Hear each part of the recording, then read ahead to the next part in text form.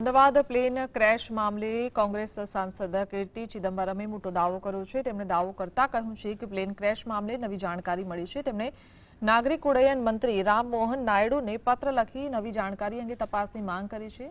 કીર્તિ ચિદમ્બરમે લખેલા પત્રમાં સવાલ કરતા કહ્યું છે કે એર ઇન્ડિયા પ્લેન ક્રેશની તપાસ મામલે વર્તમાન સ્થિતિ અંગે સ્પષ્ટીકરણ જાણવા માંગે છે। પ્રાથમિક તપાસ બાદ હવે કેટલીક નવી જાણકારી અને જરૂરી ઇનપુટ સામે આવ્યા છે।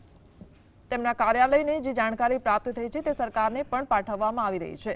તેમણે સવાલ કરતા કહ્યું છે કે આ શું આ અંગે તપાસ સમીક્ષા કે મૂલ્યાંકન શરૂ કરાયું છે। તેમણે તપાસ માટે શું વધારાની સમિતિની રચના કરાઈ છે તેવો સવાલ કર્યો છે।